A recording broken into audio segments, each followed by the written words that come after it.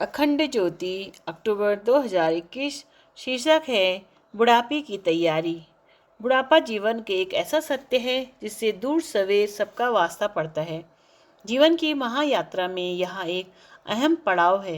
यदि उचित तैयारी के साथ इसका सामना किया जाए तो इससे बढ़कर तृप्ति, तुष्टि और शांति देने वाला जीवन का कोई दौर नहीं हो सकता।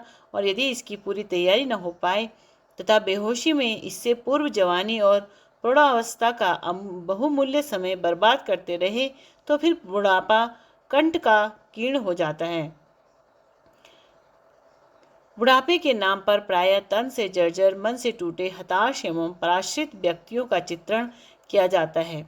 लेकिन यदि बुढ़ापे को मानसिक उत्साह, आशा एवं सृजन के आधार पर आंका जाए तो आयु से इसका अधिक लेना देना नहीं है।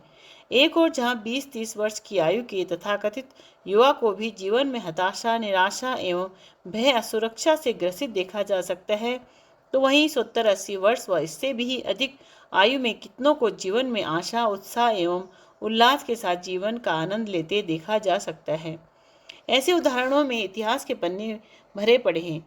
तुलसीदास जी ने 80 वर्ष की आयु में रामचरितमानस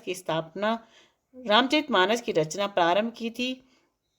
इस युग में स्वामी कल्याण देव जी ने 128 वर्ष की आयु में भी समाज सेवा में गंभीर रूप से सक्रिय रहे।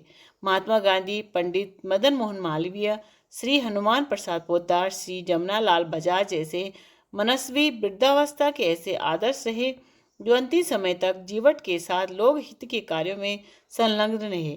हालांकि आज के संदर्भ में शारीरिक लक्षणों के आधार पर 60-65 वर्ष के बाद बुढ़ापे की शुरुआत मानी जा सकती है, जब इंद्रियां शिथिल पड़ना शुरू हो जाती हैं। इस उम्र तक आते आते काया में झुर्रियां पड़ने लगती हैं, दांत झड़ने शुरू हो जाते हैं, कानों से सुनना कम हो जाता है, स्मरण शक्ति का लोप होने लगता है, पाचन से लेकर शरीर की अन्य क्रियाएं बंद पड़ने लगती है, बहुत अधिक शारीरिक मानसिक श्रम की क्षमता भी नहीं रहती। इस अवस्था में कई तरह के रोगों का संक्रमण आसानी से होने लगता है। हालांकि यह बहुत कुछ इस पर भी निर्भर करता है कि व्यक्ति ने अपने बचपन, युवावस्था एवं प्रौढ़ावस्था का किस तरह से उपयोग या दुरुपयोग किया है। यदि इस दौर में असंयमित एवं मनमाने ढंग से जीवन यापन होता रहा तो फिर बुढ़ापे में खामियाजा कई गुना बढ़ जाता है। ऐसे में बुढ़ापे की प्रक्रिया कम आयु में भी प्रारंभ हो सकती है और आगे चलकर बहुत कष्टप्रद हो जाती है। ऐसे में व्यक्ति शारीरिक रोगों के साथ एकाकीपन के भाव से आक्रांत हो सकता है। अपनों से बड़ी चढ़ी एवं अधूरी अपेक्षाएं एवं उपेक्षा का द्वंद्व तब मानसिक चिंता एवं तनाव का कारण बन सकता है और अपनी संतानों से ही उपेक्षा, अपमान से लेकर प्रताड़ना का भी व्यवहार कई अभागों को झेलना पड़ता है। हालांकि इसके लिए व्यक्ति स्वयं भी काफी हद तक जिम्मेदार होता है, क्योंकि जीवन में बहुत कुछ अपने ही पूर्व कर्मों से लेकर पाप कृत्यों के परिपाक के रूप में फलित होता है, जिसका समय रहते उपचार एवं प्रतिकार किया जा सकता है। इसी आधार पर बुढ़ापा जीवन का वरदान बन सकता है। परम पूज्य गुरुदेव के शब्दों में वृद्धावस्था जीवन की एक ऐसी अवस्था है जिसमें व्यक्ति अपने जीवन की समस्त व्यस्तताओं से अवकाश प्राप्त कर लेता है और जिन उपयोगी कार्यों को व्यस्तता के कारण वह कल पर टालता जा रहा था, उसमें उतरकर वह जीवन का अनदेखा आनंद उठा सकता है। वस्तुतः वृद्धावस्था जीवन का वह किनारा है जहाँ व्यक्ति समस्त संघर्षों को पार कर एवं जीवन के तूफानों से गुजर कर किनारे पहुँचता है और स्वयं को अधिक शांत, अधिक सुखी तथा समाज के लिए उपयोगी बना सकता है। इसके साथ यह भी सच है कि जब इस किनारे पर व्यक्ति जितना व्यग्र, चिंतित और निराश होकर उतरता है तो लगता है कि जीवन को बिताने में किनारे पर उतरने से पहले कोई त्रुटि रह गई और वे इस किनारे पर उतरना नहीं चाहते। लगता है कि जबरन ही उतारे जा रहे हैं। इसीलिए महत्वपूर्ण हो जाता है कि बुढ़ापे के लिए पूरी तैयारी के साथ जीवन के इस स्वर्ण काल का वह लाभ और आनंद उठाया जा जो पिछले समूचे जीवन में कभी नहीं मिल सका। वास्तव में मानव जीवन पुरुषार्थ एवं प्रायश्चित के लिए मिला है, जो अन्य किसी भी योनि में संभव नहीं है। पुरुषार्थ के द्वारा हम सदैव सत्कर्म करें, सद्विचारों एवं सद्गुणों का प्रचार प्रसार करें तथा समाज में सर्वत्र सत्य प्रवृत्तियों का विकास करने में अपना योगदान करें। किसी भी जन्म में हमने किसी भी जीव के प्रति किसी भी प्रकार का पाप, अत्याचार किया हो उसके प्रायश्चित स्वरूप इस जीवन में सभी जीवों के प्रति दया का भाव रखें और हर प्रकार से उसकी सेवा करें। अपने अनुभवों से सबका मार्गदर्शन करें, अपनी प्रतिभा क्षमता का लाभ सभी को लेने दें। जो व्यक्ति अपने जीवन को इस प्रकार प्रायश्चित एवं पुरुषार्थ के मार्ग पर चलाते हैं, वृद्धावस्था में उनके लिए किसी भी प्रकार की समस्या नहीं आती। यहाँ तो परमात्मा की कृपा है कि उसने दीर्घायु के रूप में अपने सत्कर्मों की सुगंध फैलाने का एक अवसर हमको दिया है। इस रूप में वृद्धावस्था जीवन का नवनीत है, जिसे अभिशाप मान बैठना हमारी नासमझी है।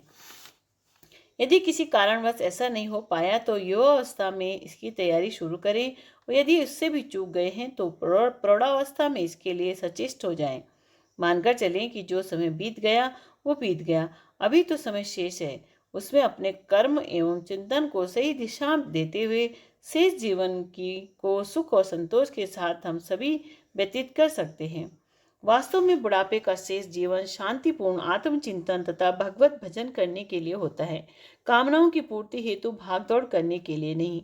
भारतीय परंपरा में आश्रम व्यवस्था इसीलिए निर्धारित की गई थी, जिसमें ब्रह्मचर्य एवं गृहस्थाश्रम के बाद फिर वानप्रस्थ एवं संन्यास आश्रम का क्रम बन आता था।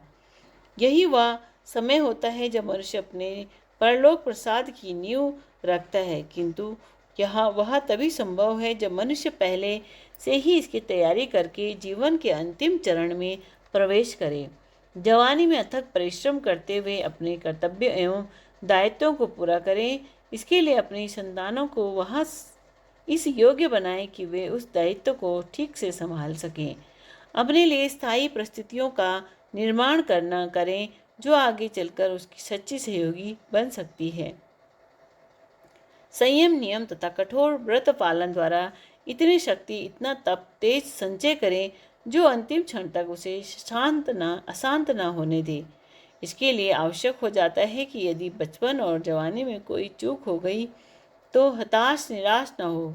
अभी भी समय है और दृढ़ निश्चय के साथ विपरीत परिस्थितियों को उलटकर सीधा किया जा सकता है। इसके लिए सर्वप्रथम अपने जीवन की समीक्षा करें, देखें कि गलती कहाँ हुई है और इसके बाद सुधार का ईमानदारी पूर्वक प्रयास करें। यह भी जरूरी है कि हम अपनी आवश्यकताओं को कम करें तथा परिस्थितियों से तालमेल बैठाएं। घर, परिवार एवं पड़ोस में जैसा भी अच्छा बुरा वातावरण मिला है उसमें प्रसन्न रहने की आदत डालें। यदि परिवेश प्रतिकूल है तो मानकर चलें कि कमल को तो कीचड़ में ही रहना पड़ता है, इसमें दुखी होने से क्या लाभ। ईश्वर इच्छा मानकर हम हर हाल में मस्त रहें। अनावश्यक मोह त्याग कर अपनी उच्च क्षमता योग्यता का सामाजिक हित में सर्वश्रेष्ठ नियोजन करें। इसे परिपूर्णता देने के लिए आध्यात्मिकता को अपनाएं। अंतर्मुखी होकर आत्मचिंतन, मनन, ध्यान एवं भजन में निमग्न रहें। जीवन के महान उद्देश्य पर विचार करते हुए उसे सार्थक साकार करने के लिए हर पल संलग्न रहें और दूसरों का भी पथ प्रदर्शन करें। इस तरह आत्मसंतुष्ट एवं लोकोपयोगी जीवन जीते हुए मनुष्य के महोत्सव की तैयारी करें। मृत्यु तो अवश्यंभावी है, हर व्यक्ति की आयु निश्चित है। मृत्यु की घड़ी तो टाला नहीं जा सकता। कोई भी देहधारी अमर नहीं है, अमर तो केवल आत्मा ही है। इस आत्म तत्व का सतत चिंतन मनन करते हुए, भगवत भजन करते हुए संचित कर्मों को नष्ट करते रहें तथा पुण्य कर्मों की निरंतर वृद्धि करते हुए जीवन की महायात्रा की तैयारी